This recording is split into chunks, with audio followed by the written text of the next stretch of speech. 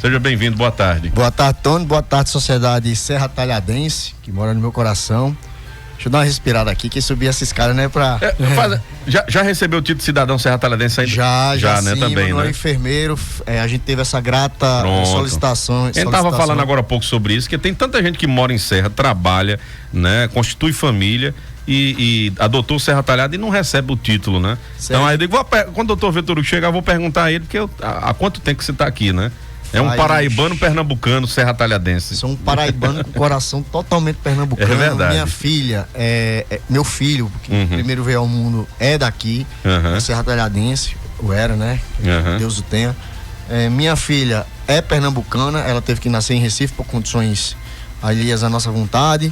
E eu e minha esposa, a gente fincou raízes aqui e pretendemos ficar até... Coisa boa. Né? Então vamos lá, Tony, é um assunto que pra mim não é novo, não é novidade, mais uma vez... Você já vinha alertando em algumas vezes, né? Mais uma vez eu sempre digo que o INSS sempre é quem paga a conta e os políticos que aí estão, eles sempre, quando entram, vamos fazer o pente fino, bora fazer reforma. Só que o INSS não tem culpa, a Previdência, eu sempre venho dizendo, é superavitária, a Previdência ela dá lucro. O problema é para onde vai o dinheiro que é recolhido da Previdência. Sim. Agora quem pagou o pato foi os aposentados, mais uma vez, que tinha dentro de suas aposentadorias e pensões descontos indevidos coligados a associações que de uma forma silenciosa retiravam sem autorização desses segurados. E tem que ser pago isso aí, não é só devolvido não. Não é só devolvido não. Isso é uma opinião minha, eu entendo que isso aí não tem que ser apenas devolvido, porque o brasileiro, ele só aprende quando vai no bolso. É uma maneira coercitiva de combater esse tipo de situação e educativa é quando vai no bolso. E o governo também não é diferente. É composto por brasileiros. Isso. E quando vai no bolso, ele sente. Certo? Foram devolvidos ou foram acionados por meio de mensagem. Devolvidos não, acionado por meio de mensagem. Mais de 9 milhões de segurados, informando que eles estão numa lista aí de preferência para ter esses dinheiros devolvidos. Mas quanto? Quanto é que vai ser devolvido? Apenas o valor de quanto tempo vai ser devolvido? Quanto tempo vem havendo esses descontos? Porque, infelizmente, o brasileiro, como tem uma vasta dificuldade de informação, principalmente nos órgãos públicos e principalmente no INSS, que tem melhorado através do aplicativo do meu INSS. Mas um exemplo, você quando pega uma tela chamada SCRE, que é o histórico de crédito do segurado, você tem lá várias rúbricas. Rúbrica, minha gente, é aquele nomezinho que vem dizendo pagamento do benefício, aí tem lá desconto do consignado, aí tem várias outras coisas que o cara não entende nada daquilo ali. E pergunta, rapaz, o que é isso aqui? Oxente, mas mais um desconto? E é esse mais um desconto que o pessoal não questiona e que realmente, por ser pouco, porque dependendo do valor do benefício, era insignificativo, como assim diz, o cara deixava pra lá. O camarada que recebe aí 3 mil, né? 4 mil. Aí tem um desconto de R$30. Vai achar que foi uma taxa do banco. Exato, e não era taxa do banco. Era a taxa das associações que estavam se aproveitando disso aí. Mas pega aí 1 milhão de aposentados descontando R$30 por mês. Eu vou falar de uma fraude dinheiro, aqui interessante. Como é que os hackers, eles fazem o furto indolor. Eles conseguiam invadir os bancos e dentro dos bancos eles tiravam centavos de cada conta que eles invadiam. Eu lembro desse caso. São centavos. Só que centavo, quando é retirado de milhões, viram milhões. Exatamente. Então, reais, por menor que seja a mensalidade aí, retirado de milhões, dá bilhões. Como deu? A ponta do iceberg foi 6,3 bilhões. Isso é a ponta do iceberg. Porque a APF está aprofundando, está escavacando. Esse buraco, ele é mais fundo aí. Esse buraco ainda vai dar muito o que falar. Vai sair muito rato desse buraco aí, Tony. Sem dúvida. Pra gente verificar. E o que é que o segurado tem que fazer? Eu entendo que ele não tem que apenas esperar. Se ele identificar que houve ali o desconto indevido, eu entendo que ele tem que procurar um profissional da área jurídica para reaver não somente os valores que foram cobrados. Ô doutor Vitor Hugo, eu estava até pensando sobre isso esses dias. É o seguinte, a chance de muitos beneficiários judicializar, ou seja, entrar com ações na justiça, ela pode ser assim, campeã de solicitações. Você crê que pode surgir alguma manobra, como é um caso, né, de grande notoriedade, é um caso que possa, né, vamos dizer assim, limitar essas ações? O judiciário pode dar uma limitada, né, nessas cobranças via judicialmente? Aguardando esse aceno aí do governo? O judiciário brasileiro é uma coisa interessante, ele não vem apenas para equilibrar a equação, mas a gente tem que ver que a gente tem um STF, um tribunal judicial político.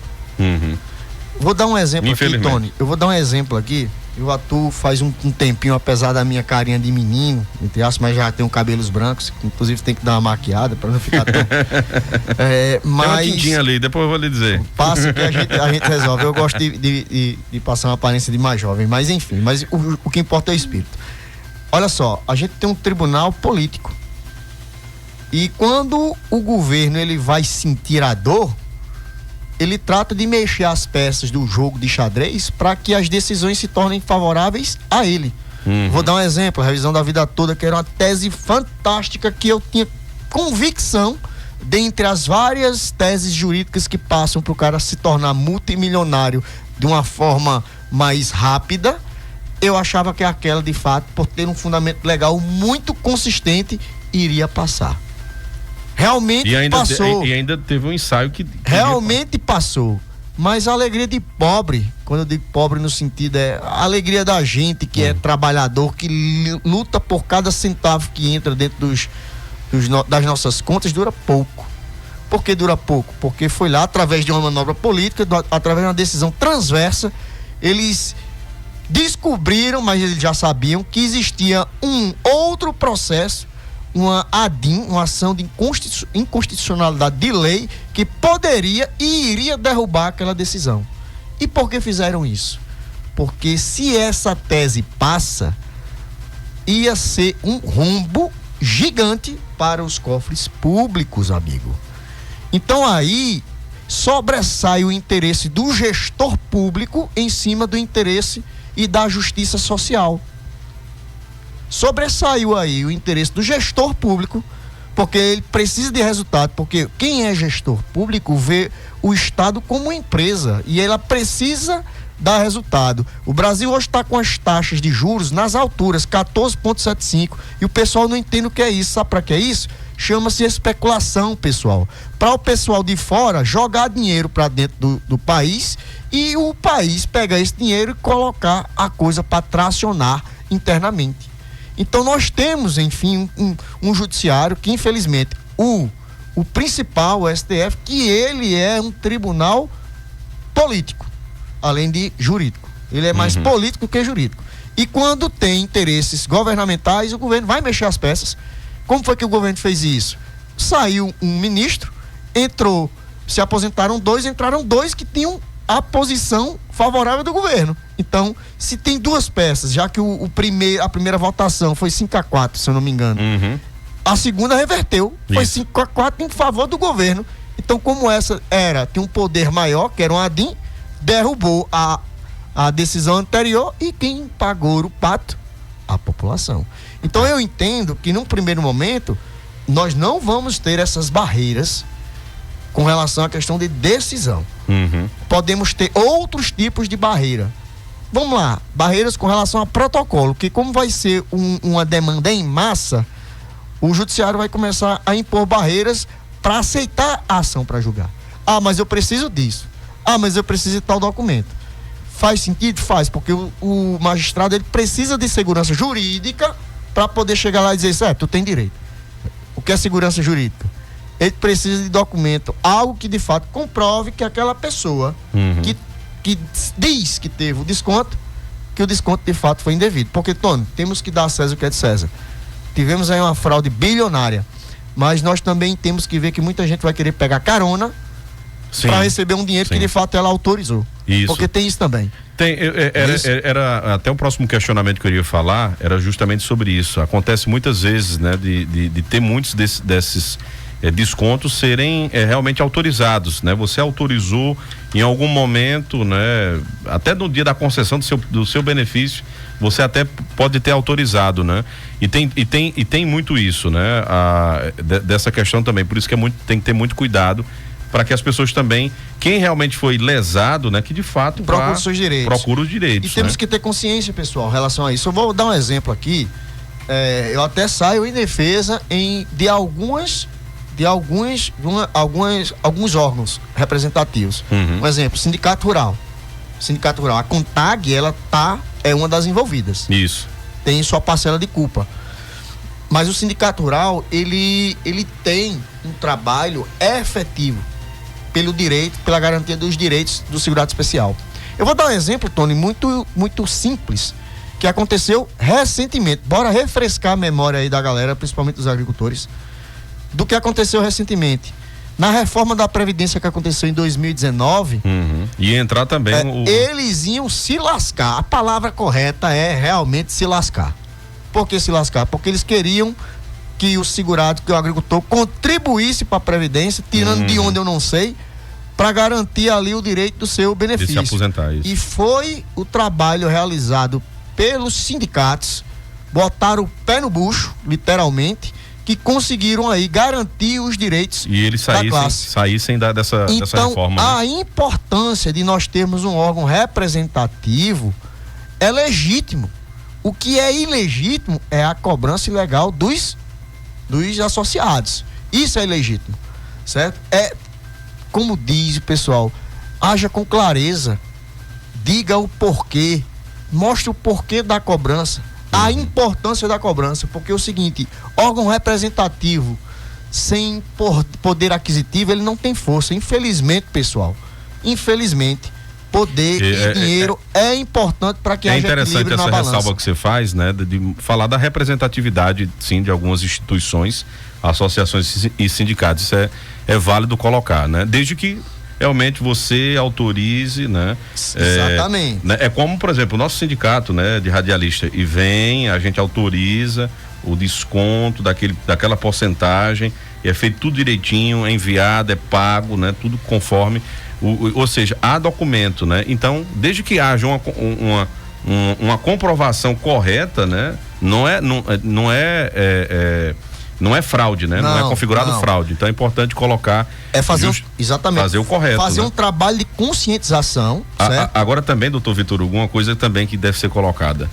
Que maldade de quem tem acesso a esses dados, né? Dentro do INSS, dentro do DataPrev, e que é funcionário público de carreira e se mete num negócio desse, em estar passando informação que não pode, sigilosa, né? Olha, tem essa lista aqui, ó, ninguém é associado a nada, e você vai e bota uma contribuição automática, pelo amor de Deus. Tony, também infelizmente é porque é o seguinte, eles acham que nunca vão ser descobertos. O problema do esperto é porque tem um mais esperto ainda. E o pessoal da PF tá de parabéns aí, eles têm que pensar como criminoso, porque se ele pensar só como bonzinho, ele não vai achar o criminoso. Sem dúvida. Certo? Então e isso surgiu como? Como é que surgiu? Foi dos questionamentos, minha gente. O cara chega aqui, rapaz, eu não pedi pra descontar isso aqui. Então, foi alguém aí que se sentiu muito incomodado. Peraí, deixa eu dar uma catucada nisso aqui pra ver o tamanho do vespeiro que eu vou pegar. Então foi isso que aconteceu. Alguém catucou e puxou o fio, foi puxando o fio. Até chegar. Não foi só um vespeiro, não, foram vários, né? Tem algumas perguntas chegando aqui, ó. Tem um ouvinte, boa tarde, olha, veja só, fizeram um empréstimo em meu nome, eu fiz um boletim de ocorrência, o juiz determinou para que ele não descontasse mais a mensalidade, que não foi a minha pessoa que fez, né? Mas já tem quase 2 anos, né? E ele não me devolveram, né, esse dinheiro que foi descontado, né? Por que acontece isso? Esse empréstimo foi um consignado que fizeram em meu nome sem a minha permissão. Então o juiz determinou que ele parasse de descontar, e aí pararam na realidade, mas eu fui fazer um empréstimo para fazer uma reforma na minha casa, né? E o banco que tá dizendo que eu não posso fazer, né? Então, interessante isso. Isso é uma coisa chamada registrato, Tony. Olha, o pessoal da população não tem esse conhecimento que eu vou passar aqui agora. Pode procurar na internet, pessoal, aí, que a internet hoje é o maior fofoqueiro que tem. Tá vindo outro, que é o ChatGPT, que tudo que o cara não sabe pergunta à secretária agora inteligente, né? Vê só. Chama-se registrato isso. É a lista negra dos bancos. A lista negra dos bancos.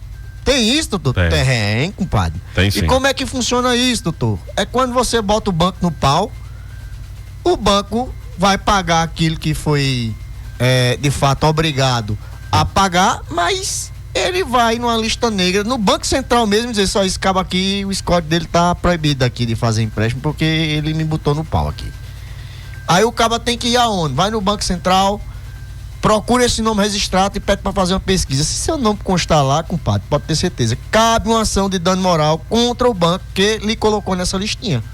Procura saber por que é isso. Porque se você tem um score, para quem não sabe o que é score, é como se fosse um velocímetro. O desenho é esse mesmo, é um velocímetro onde os bancos medem teu potencial de crédito, onde você pode ali receber e pagar. Isso. Se teu score é bom, se teu nome é bom, meu irmão, não tem por que eles negarem. Não tem por que eles negarem. E se não tem por que negar, alguma coisa estranha tem. Pode procurar isso aí que com certeza eles vão achar.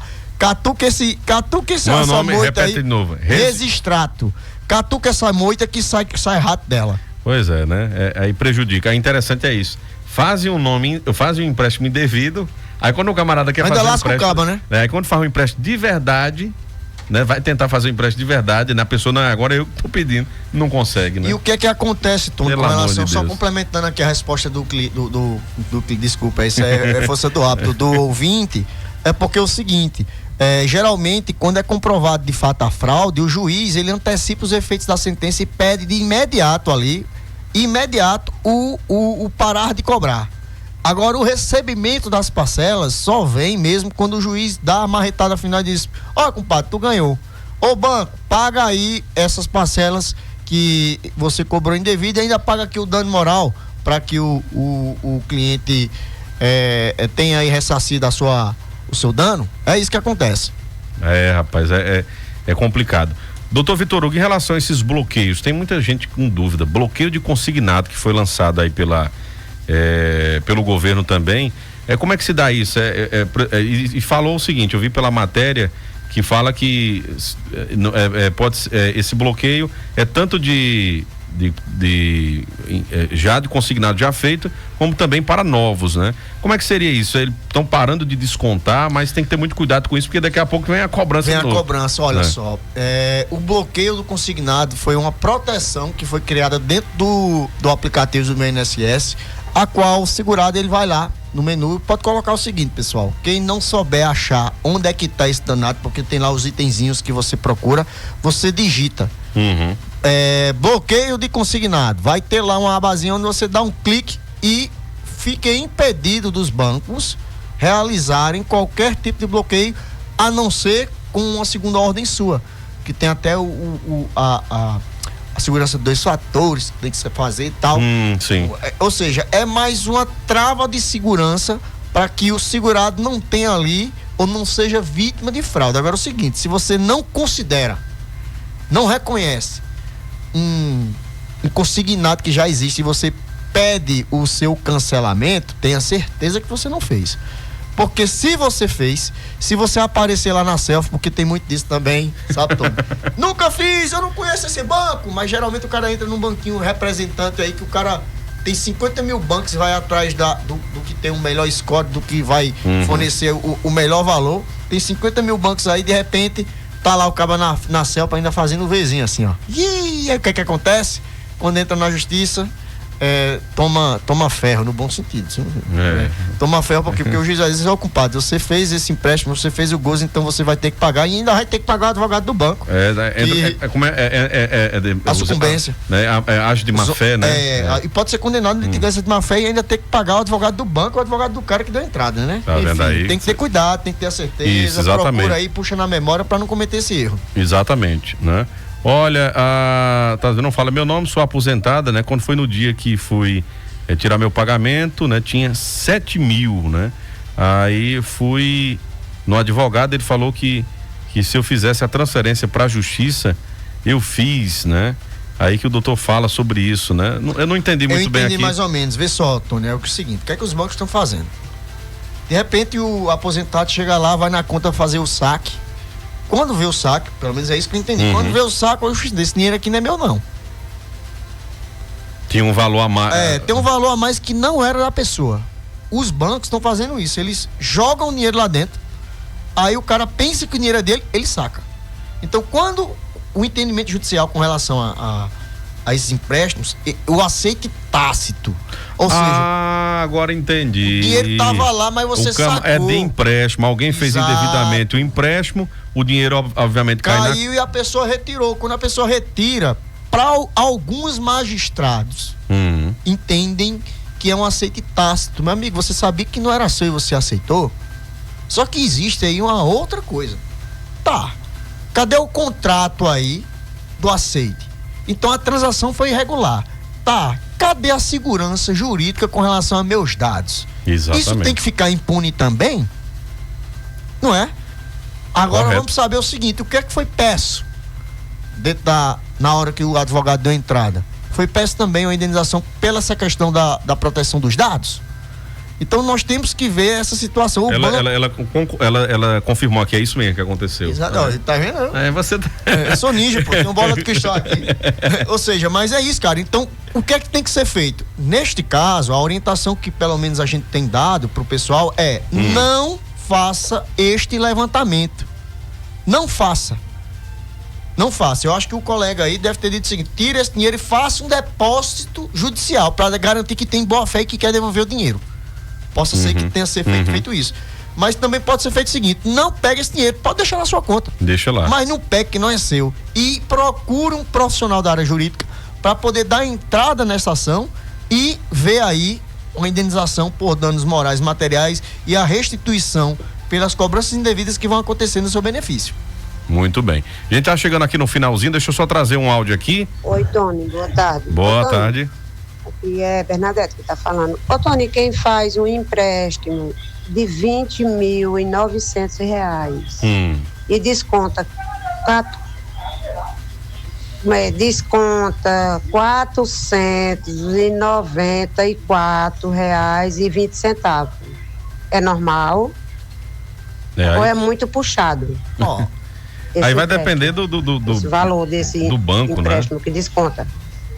Eu acho que ela está questionando aí, Tony, a questão da margem de desconto. Se é de 30%, que houve um aumento da margem de desconto, a 35%, até né? 35%. Isso. Então, possivelmente, isso aí, fazendo um cálculo, assim, bem de padaria, como diz o pessoal, conta de padaria está em cima dos 35%. Acho que está até a menor do que 35%. Que isso aí é em cima do salário mínimo, né? Exatamente. Então aí é legal. Então tem uma coisa que eu queria, eu sei que está chegando ao final. Isso, mas fica à vontade, é sobre a questão dos golpes, né? Pessoal, novamente, gente, estão usando, né, os advogados novamente para ontem mesmo tentaram me aplicar um golpe através de um conhecido, dizendo: olha, por favor, tô querendo falar com você, aí pedindo, sei porque meu Pix deu problema aqui, tu tinha como fazer um Pix pra mim, até mais tarde eu te devolvo. Desse jeito, ó, pessoal. Eita Jesus. Inclusive eu encontrei com o doutor Lúcio Renato, ele também disse que estava sendo vítima desse golpe, estava recebendo mensagem, o escritório da gente também está sendo vítima desse golpe, o pessoal cobrando dinheiro, e agora eles estão ficando mais inteligentes, eles estão pegando a petição inicial, cara, e dizendo que a pessoa tem esse valor para receber. Então, pessoal, meu Deus do céu, nós advogados sofremos realmente com isso. Por quê? Porque isso aí é dado público mesmo, o processo ele é público, a pessoa vai ter acesso a algumas coisas, como a petição inicial, alguns dados processuais, e a recomendação que eu dou é que, na dúvida, quando o negócio tá fácil demais, quando o telefone não é um telefone comum, que sempre está em contato com você, vai na sede física do escritório, liga para os números aos quais vocês estão acostumados. Não entra nessa não, dizendo que você precisa pagar para receber. Pelo menos na minha área de atuação, eu não preciso, o cliente ele só paga ao final do processo, quando ele vê o capim na conta. Ele vê, tá ali, ó, tá materializado. Então dali é que vai ocorrer o pagamento para o escritório. Não tem esse negócio de paga antes, recebe depois, certo? E os bandidos, esses criminosos, eles estão se havendo de termos jurídicos mesmo, pagamento de custa processual. Isso existe, mas, cara, procura o canal oficial do teu escritório, do escritório qual você tá ligado. E na dúvida, né, vai até o escritório. Pede pra fazer uma chamada de vídeo. Também. Vê se tu conhece, vê se o cara não tá no. Não tô lembrado do senhor, não. Me mande aí, vamos fazer uma chamada de vídeo, né? O cara diz, não, resolve por áudio, não precisa nem ir no escritório, a conversa é essa, eu tô com a mensagem aqui, é desse jeito, ou seja, ele oferece mil e uma facilidade pro cara, mas na verdade ele tá querendo aplicar ali. Então cuidado, gente, olha, você que tá com um processo, né, com algum escritório de advocacia, estão usando os nomes, né, dos advogados aqui, doutor Vitor Hugo e outro, doutor Lúcio Renato, como ele citou aqui também, que é um amigo, que é outro advogado aqui da nossa cidade, estão sendo vítimas. Então, assim, tanto prejudica o trabalho dos advogados, como também prejudica as pessoas que estão com a ação, porque tá naquela expectativa, né? De receber, e aí toma um prejuízo desse, né? E a orientação, o advogado, infelizmente, ele não vai ter culpa disso. Ele não vai ter controle. Assim, o papel nós estamos fazendo é o quê? Anunciar nas redes sociais, fazer o boletim de ocorrência, e quando o cliente sentir-se inseguro com relação ao número que está ligando, entre em contato com os números oficiais, bloqueia e denuncia o número, porque já é uma saída. Sim. Bloqueia e denuncia o número, para quê? Para que isso não venha a ocorrer. E entre em contato, pessoal. Entre em contato, porque o pessoal, eu tenho certeza que os colegas, eles vão fazer questão de tentar resolver a situação da melhor forma possível, certo? Eu agradeço, inclusive, Tony, por você abrir esse espaço para a gente orientar a população nesse sentido, porque isso tem sido rotineiro. É rotineiro mesmo, cara. Toda semana tem um colega que está passando por essa situação. Nosso escritório já passou por uma situação dessa, está sendo vítima novamente. Inclusive, eu já postei nas redes sociais do escritório, nas minhas redes pessoais, informando o que está acontecendo. E na dúvida, entre em contato com os canais oficiais do escritório, certo? Para que você se informe como é que está o andamento processual e saber se o que estão pedindo é verdade ou não. Muito bem. Olha, aquela ouvinte lá que falou, né? Ela disse que eu não peguei, né? Devolvi para a justiça, né? Então ela fez esse depósito judicial, aquilo lá que você falou, né? Faz depósito judicial aí. Exatamente. E ingressa com a ação e mete o pau no banco aí. Exatamente, né? Que danada, rapaz. O banco não sei não, viu? Olha, tem muita gente aqui, ó, falando de golpe, hackearam o telefone aí de um rapaz que trabalha na Premocil. Os bandidos mandaram mensagem pro esposo aqui da ouvinte, né? Pedindo dinheiro também, pedindo Pix, né? Enfim, são vários golpes. Todo dia tem golpe novo na praça, né? O bandido é bicho inteligente, né? Tem tempo pra isso. Né? Agora, interessante, podia usar pro bem, né? Pra estudar, pra fazer uma carreira, né?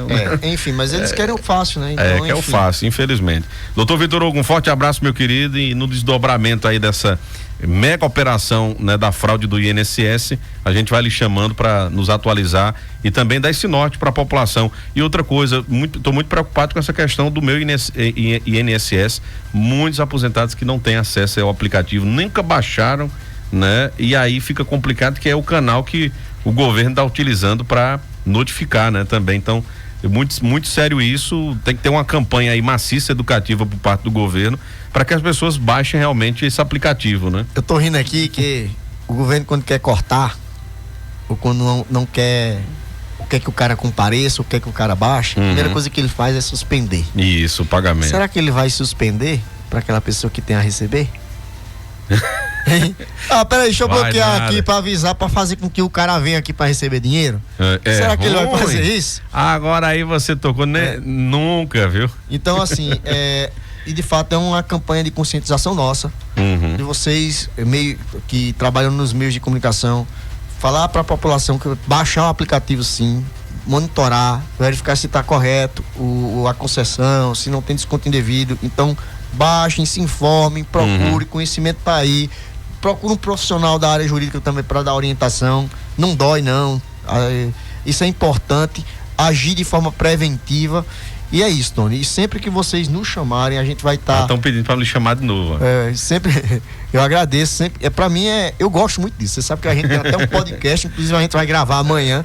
Gosto muito de rede de comunicação. Eu gosto disso, gosto de falar, gosto de passar o que eu sei para as outras pessoas. Pode chamar que a gente vai estar. A gente faz o possível e impossível. Vem até correndo, subindo escada para não chegar atrasado no horário. Muito bem. Valeu, doutor Vitor Hugo. Um forte abraço.